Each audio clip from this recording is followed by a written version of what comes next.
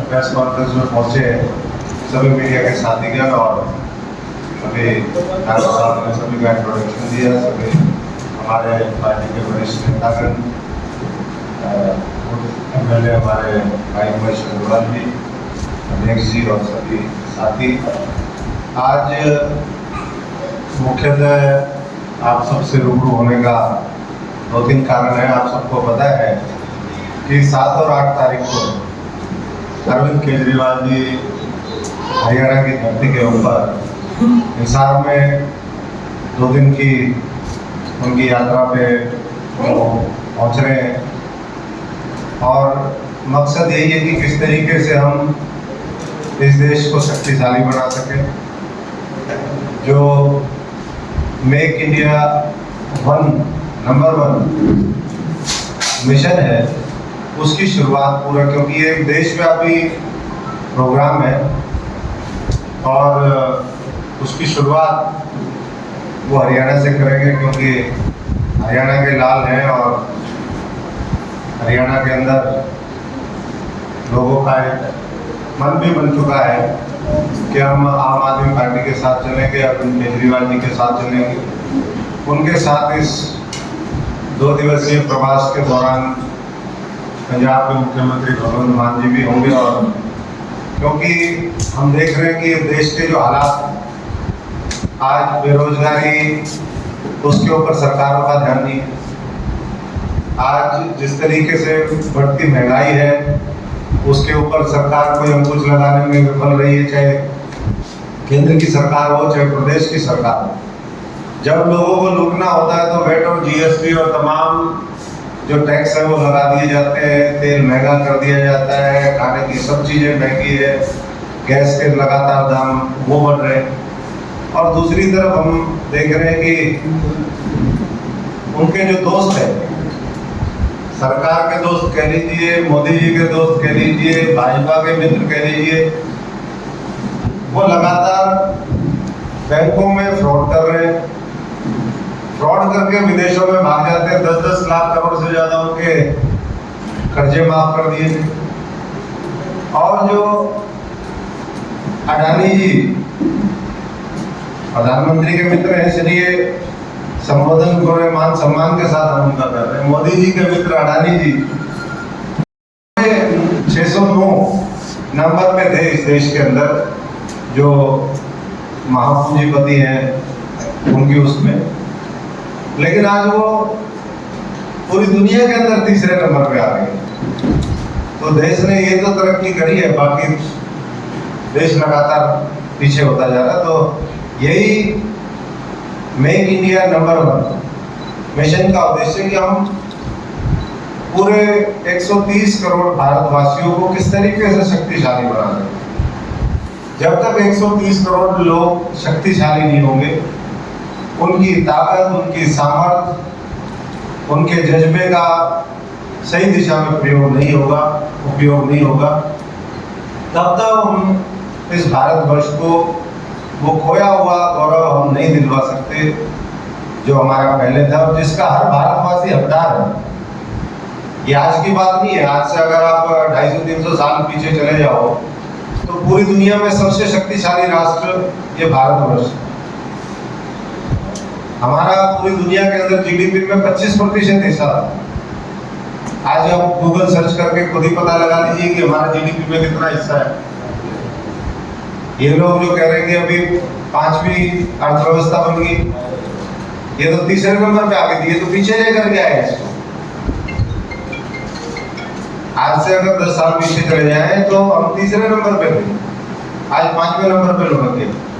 गरीबी में हम नाइजीरिया से पीछे चले गए।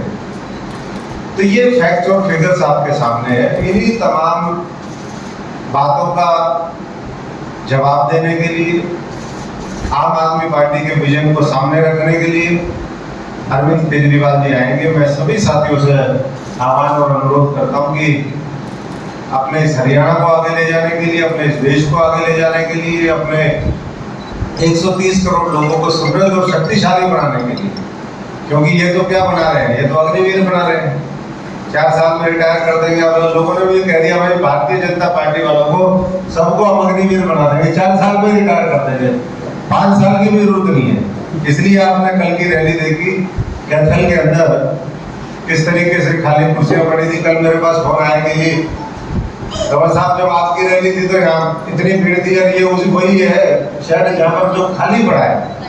तो कहने का भाव ये है कि भारतीय जनता पार्टी को, उनके सहयोगियों को, कांग्रेस को भी पूरे सिरे से इस देश की और प्रदेश की जनता नकारने के लिए तैयार है। हमें मेहनत करनी है और उसके लिए आम आदमी पार्टी तैयार है। क्योंकि जिस तरीके से आम आदमी पार्टी से घबराए हुए हैं, गुजरात हो, अभी हिमाचल हो, आप देख रहे हैं लगातार ग्राफ बढ़ रहा है। और उसको देख करके जो जैसे अरविंद जी कहते हैं कि कट्टर ईमानदार पार्टी के कट्टर ईमानदार नेताओं के ऊपर इन सरकारी एजेंसियों का दुरुपयोग और प्रहार जारी है, जिससे पूरी मजबूती से हम लड़ेंगे। और साथ साथ जो स्थानीय मुद्दे हैं, यहाँ पर कूड़े के खिलाफ हमारे साथियों ने पूरी लड़ाई लड़ रहे हैं कि क्योंकि सफाई यहाँ पर हो नहीं रही है। तो मैं सभी साथियों को बधाई देता हूँ कि अपना तो सिंबल ही झाड़ू है, और ये सिंबल झाड़ू घर घर के अंदर झाड़ू है। जो झाड़ू नहीं लगाता उसके घर में भी गंदगी है, और जो झाड़ू नहीं चलाएगा उसके प्रदेश और देश में भी गंदगी रहेगी। तो इसलिए झाड़ू मजबूती से उठा करके इसको खूब बढ़िया से चलाएं और गंदगी साफ करें।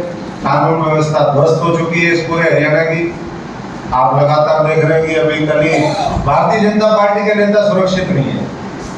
उनके एक वाइस चेयरमैन जो पहले रहे सोना के, उनके ऊपर कल सुखबीर कंवर सुखी जी, उनके ऊपर प्रहार हुआ। अभी घोड़ा में पीछे हुआ। तो जगह जगह गुड़गांव से लेकर के पूरे हरियाणा के अंदर कानून व्यवस्था खत्म है, भ्रष्टाचार का बोलबाला है। ऐसे में हम सारे साथी पूरी ताकत से आगे बढ़े। मैं सभी साथियों का जो यहाँ पर पहुँचे हैं, क्योंकि आपके सवालों में भी बहुत से जवाब होंगे, तो मैं सबका। हमारे वरिष्ठ नेता माननीय अशोक तंवर जी ने बताया है कि गुरुग्राम में हम नगर निगम में जो भ्रष्टाचार पैदा हुआ है, और उस भ्रष्टाचार के कारण से जो गुड़गांव में जगह जगह कॉलोनियों में गलियों में गंदगी के ढेर फैले हुए हैं, उसकी सफाई का हमने अभियान चलाया हुआ, उसको उजागर करने का, भ्रष्टाचार को उजागर करने का अभियान चलाया हुआ है।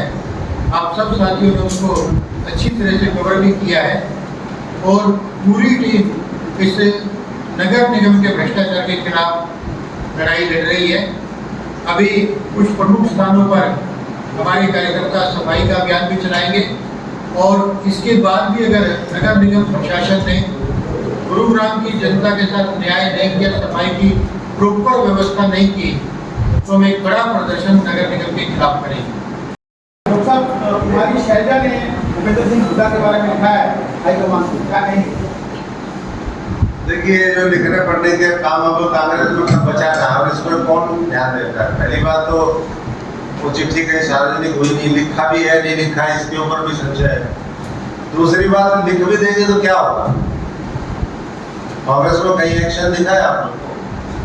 हमने तो कोई एक्शन देखा नहीं। लोग जो है पार्टी के खिलाफ बगावत कर देते हैं, लोग बीजेपी को राज्यसभा चुनाव में 2-2 में जिता देते हैं।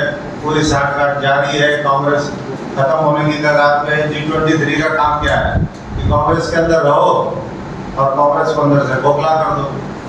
उनको तो ये भी शर्म नहीं आई कि कांग्रेस के अध्यक्ष की माताजी का देहांत हुआ है, हम किन परिस्थितियों में क्या कह रहे हैं, किस तरीके से कह रहे हैं। कोई ना तो इंसानियत बची है, और ना संवेदनशीलता बची है, और ना जमीर बचा है। तो जिनका ये सब कुछ खत्म हो जाए वो वैसे ही खत्म है। ये कांग्रेस में रहते हुए आप उठाते आए हैं, और जहाँ तक मेरी जानकारी ठीक है, गुलाम नबी आजाद उस टाइम हमारी यूनिट थे। ये तमाम सवाल कांग्रेस के बारे में हम पूछ रहे हैं। अब गुलाम आजाद ने भी छोड़ दिया कांग्रेस, और भूपेंद्र सिंह हुड्डा ने उनसे मुलाकात किया है। क्या कुछ समीकरण देखते हैं? देखिए, ये तो सारा स्क्रिप्टेड होता है। ये दिखाने के लिए है, एक दूसरे से बात करके। जब G23 बना है, G23 के मुख्य सरगनाओं को नहीं पता होगा कि वो गुलाम नबी छोड़ने वाला है। चिट्ठी इन्हीं लोगों ने बैठ करके ड्राफ्ट करवाई, फिर आपका मीडिया अटेंशन खींचने के लिए और दुनिया को दिखाने के लिए कि भाई हमें तो पूछा नहीं। पूछ पाछ के शब्द है ये, सिर्फ जो है लिपापोती करने की कोशिश होती है। और ये जो आज हो रहा है कांग्रेस के अंदर, ये तो मैंने आज से 6-7 साल पहले बता दिया। 3 साल पहले तो मैंने चिट्ठी लिख दी थी, मेरी भी 4 पेज की चिट्ठी थी। और उसमें जो गुलाम नबी आज कर रहा है, मेरी अगर चिट्ठी निकाल के देखोगे 5 अक्टूबर 2019 की, तो आपको एक एक चीज बिल्कुल सत्य प्रमाणित होगा जो मैंने कहा था। लोग कहते हैं कि आपको कैसे पता था? मैंने कहा चोरों का तो हमें पता ही है भाई, कौन कौन कितना बड़ा चोर है, कौन कौन कैसे कैसे भाजपा से मिलकर के देश को खत्म करने में लगे हुए हैं और साथ साथ कांग्रेस की लीडरशिप को भी खत्म करने में लगे। मतलब चोर कौन है? चोर यही है जिन्होंने हजारों लाखों करोड़ों के डाके डाले, जिन्होंने 1810 एकड़ का जो ये मानेसर में एजुकेशन चल रहा है 2011 में सबसे पहले सेक्शन 4 लगाया। ये डकैती तो है। गुड़गांव में आप जब चले जाओ, ये जो खेत और बिल्डिंगे है ना, इनके बीच में से निकाल दो और पूछते चले जाओ कौन सी किसकी है, तो आधी कांग्रेसियों की मिलेगी, आधी भाजपा की मिलेगी, और बेचारा गरीब आदमी तो क्या करेगा? जी, आपके ट्विटर से देख के या फिर लोगों का ऐसा भी कहना है कि आपका प्रेम आज भी कांग्रेस की तरफ ज़्यादा झलकता है, बचाए आम आदमी पार्टी। नहीं, मेरे तो ट्विटर से बिल्कुल आम आदमी पार्टी करती है, कांग्रेस का तो कुछ नहीं झलकता। ये आपने अपने संबोधन में ही कहा कि सोनिया गांधी जी का नहीं, वो तो सारे वो तो मोदी जी ने भी किया है, वो तो केजरीवाल जी ने भी किया है। अगर आप कोई ऐसा हादसा हो जाता है और कहीं आपने काम किया है लंबे समय तक, तो मैं समझता हूँ कि वो एक मानवीयता और उसका मामला है। 7-8 तारीख में आपकी रैली होने वाली है, क्या कुछ है उसमें, और क्या आप इन्विटेशन दे रहे हैं जगह जगह लोगों के साथ? जी, इन्विटेशन भी दे रहे हैं और साथ साथ कल सबसे पहले तो मैं सभी साथियों को, जो भी गुड़गांव के साथी हैं, जो भी पहुंच सकते हैं, कल 4 तारीख को पूरे हरियाणा की बड़ी वर्कर मीटिंग वहाँ पर बुलाई गई है। कल 11-12 बजे जो साथी हिसार पहुँच सकते हैं वो हिसार पहुँचे, और 7 तारीख को और 8 तारीख को यूथ का टाउन हॉल है। यूथ के साथियों से केजरीवाल जी यूथ और स्टूडेंट से उनसे इंटरेक्शन करेंगे पहले, और उसके साथ साथ जो बहुत से पार्टी के पदाधिकारी हैं, जिम्मेदार साथी हैं, उनसे भी चर्चा होगी कि आगे किस तरीके से पार्टी को मजबूत करें। कुछ महत्वपूर्ण जो सामाजिक संस्थाएं हैं, अलग अलग प्रोग्राम अभी फाइनल उसमें है। जो प्रबुद्ध लोग हैं उनसे भी इंटरेक्शन होगा। अगले दिन 8 तारीख को वो तिरंगा यात्रा के माध्यम से रैली का समापन आरंभ हो जाएगा। की लेटेस्ट खबरें जानने के लिए चैनल को सब्सक्राइब और बेल आइकन को प्रेस करना ना भूलें।